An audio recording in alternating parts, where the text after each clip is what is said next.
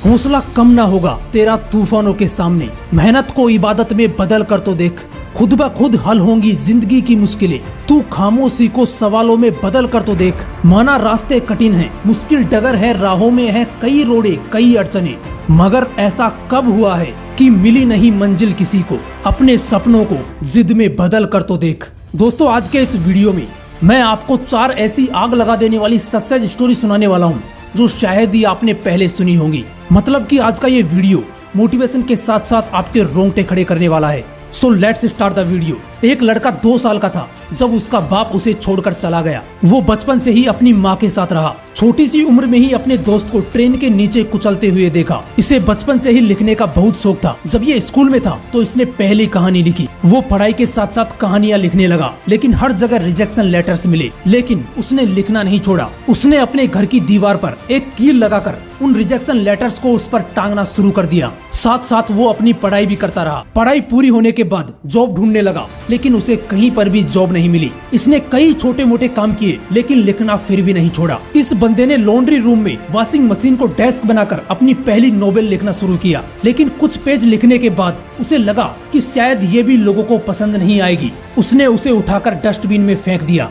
दोस्तों, हर किसी की लाइफ में एक ऐसा दौर जरूर आता है जब उसे लगता है कि अब कुछ नहीं हो सकता, लेकिन उस वक्त हमें क्विट नहीं करना है। ये बंदा भी लगभग हार मान चुका था, लेकिन दूसरे दिन उसकी पत्नी ने डस्टबिन से वो पेज निकाल कर पढ़ी और उस बंदे को कहा कि तुम कमाल का लिखते हो, इसे पूरा करो, मुझे विश्वास है कि ये लोगों को जरूर पसंद आएगी। उसने उस नोवेल को पूरा किया और उसे पब्लिश करवाने के लिए चला गया। दोस्तों, अभी प्रॉब्लम्स खत्म नहीं हुई थी। एक के बाद एक करीब 30 पब्लिशर्स ने उसे रिजेक्ट कर दिया, लेकिन वो कोशिश करता रहा और कुछ दिन बाद सक्सेस ने उसका दरवाजा खटखटाया। उसके पास एक फोन कॉल आया जिसने उसकी लाइफ बदल दी, क्योंकि एक पब्लिशर ने उसका प्रपोजल एक्सेप्ट कर लिया। उसकी नोवेल पब्लिश हुई जो सुपरहिट रही। दोस्तों, उस बंदे का नाम है स्टीफन किंग, जो एक फेमस अमेरिकन ऑथर है।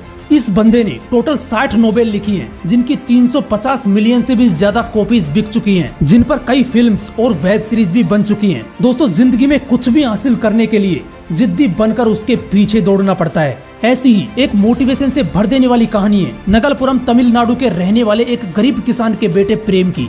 ये लड़का छोटी सी उम्र में ही एक कॉफी शॉप में काम करने लगा।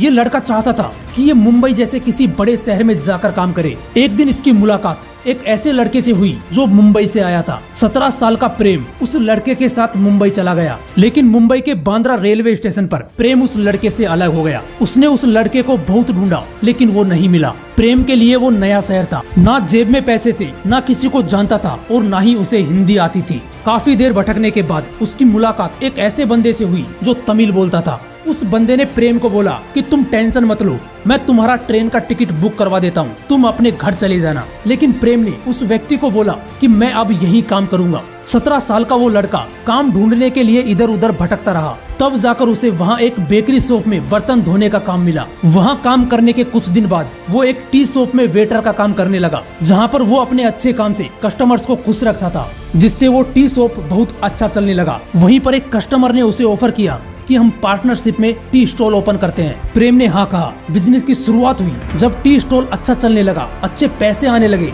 तो उस बंदे ने प्रेम के साथ पार्टनरशिप तोड़ दी और उसे निकाल दिया। उस वक्त प्रेम की जेब में सिर्फ 1000 रुपए थे। वो चाहता तो वापस अपने घर लौट सकता था, लेकिन उन 1000 रुपयों से उसने इडली डोसा का एक छोटा सा ठेला लगा दिया। उसका वो छोटा सा बिजनेस अच्छा चलने लगा, लेकिन अब म्युनिसिपालिटी वालों ने उसे परेशान करना शुरू कर दिया। फिर उसने एक जगह रेंट पर लेकर वो बिजनेस करना शुरू किया, जिसका नाम रखा डोसा प्लाजा। उसका बिजनेस अच्छा चलने लगा, लोग उसे जानने लगे। और दोस्तों, आपको जानकर हैरानी होगी कि आज वही ठेले से शुरू होने वाला डोसा प्लाजा पूरी दुनिया में फेमस है। दोस्तों, आज वही प्रेम गणपति करोड़ों रुपए के मालिक हैं। ऐसी ही एक कहानी है विकी की, जो बहुत ही गरीब परिवार से था, और इसका अंदाजा आप इस बात से लगा सकते हो कि उसके पापा रोज के सिर्फ 15 से 20 रुपए ही कमा पाते थे, लेकिन वो अपने बेटे को 10वीं तक पढ़ाना चाहते थे। इसलिए जब विकी सिर्फ 2-3 साल का था तो उसे नाना नानी के घर भेज दिया, ताकि वहाँ पर अच्छे से पढ़ाई कर सके। विकी करीब 7 साल तक वहाँ पर रहा, लेकिन वहाँ पर उसे छोटी छोटी बातों पर पीटा जाता था।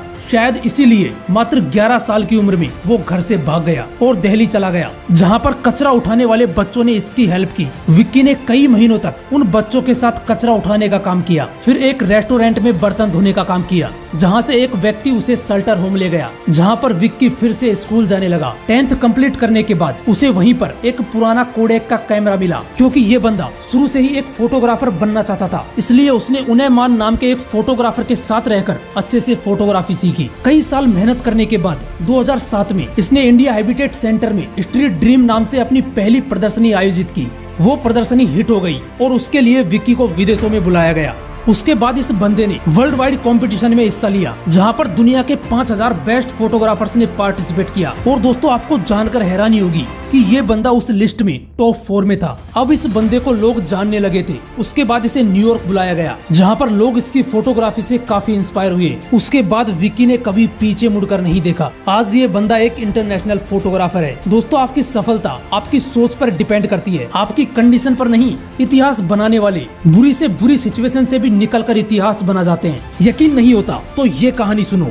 एक 2 साल की छोटी बच्ची सनाइया, जिसके माँ बाप का डिवोर्स हो जाता है, उसकी माँ उस 2 साल की लड़की और उसकी 2 बहनों को साथ लेकर टिमिन्स चले जाती है, जहाँ पर वो जेरी नाम के एक लड़के से दूसरी शादी कर लेती है। बाद में उस लड़की की माँ और उसका सौतेला पिता दोनों पैसों के लिए बहस करते हैं। जेरी उसकी माँ के साथ बहुत बुरा बर्ताव करता है, उसे मारता पीटता है। उस वक्त उनके पास इतने भी पैसे नहीं होते थे कि खाना भी ठीक से खा पाए, सिर्फ ब्रेड खाकर अपनी भूख मिटाते थे। टिमिन्स में सर्दी बहुत ज्यादा होती थी, लेकिन इनके पास पहनने के लिए जूते नहीं थे। ये पैरों में प्लास्टिक की थैलियां बांधकर सर्दी से बचने की कोशिश करते थे। सनाइया नाम की उस लड़की को म्यूजिक बहुत पसंद था। उसने अपना पहला सॉन्ग अपनी माँ के लिए लिखा, जिसका नाम था mamma want you come out to play.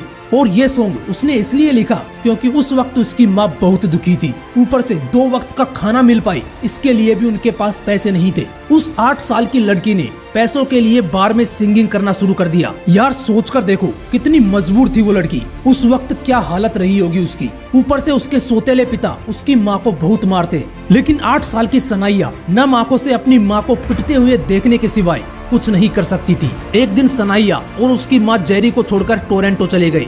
वहाँ पर सनाइया ने म्यूजिक इंडस्ट्री में जाने की बहुत कोशिश की। साथ ही घर खर्च चलाने के लिए उसे मैकडोनाल्ड्स में कई साल काम करना पड़ा। जब वो 22 साल की थी तो उसकी माँ और जेरी वापस साथ रहने लगे, लेकिन कुछ दिन बाद उनकी एक एक्सीडेंट में मौत हो गई। अब सनाइया और उसकी बहनें बिल्कुल अकेली थी, क्योंकि सनाइया को सिंगर बनना था। इसलिए वो बाकी काम छोड़कर अपनी बहनों का गुजारा करने के लिए कसिनोज में सिंगिंग करने लगी। फिर एक दिन उसने अपने कुछ गानों का टेप रिकॉर्ड किया। उसके वो गाने नेशविल में सुने गए और लोगों को बहुत पसंद आए। उसके बाद वो धीरे धीरे आगे बढ़ती गई। दोस्तों, आज उसी लड़की सनाइया के नाम 5 ग्रैमी अवार्ड है और अब तक इसके सॉन्ग्स के 10 करोड़ से भी ज्यादा रिकॉर्ड बिक चुके हैं। जिस लड़की के पास ढंग का खाना खाने के पैसे नहीं थे, आज उसी लड़की की टोटल नेटवर्थ 22 अरब रुपए से भी ज्यादा है। दोस्तों, जिन मुसीबतों की जंजीरों ने आपको जकड़ रखा है, उनको तोड़ने के लिए जिद्दी बनकर कोशिश करो, क्योंकि जिस दिन मुसीबतों की ये जंजीरें टूटेंगी, उस दिन आपको कोई नहीं रोक पाएगा, क्योंकि उस दिन आपकी उड़ान आसमान छुएगी। दोस्तों, अगर वीडियो अच्छा लगा तो इसे लाइक करना, शेयर करना और ऐसे ही मोटिवेशनल वीडियोस के लिए इस मोटिवेशनल विंग्स चैनल को जरूर सब्सक्राइब कर लेना। फिर मिलूंगा नेक्स्ट वीडियो में एक नए मोटिवेशन के साथ। जय हिंद, वंदे मातरम।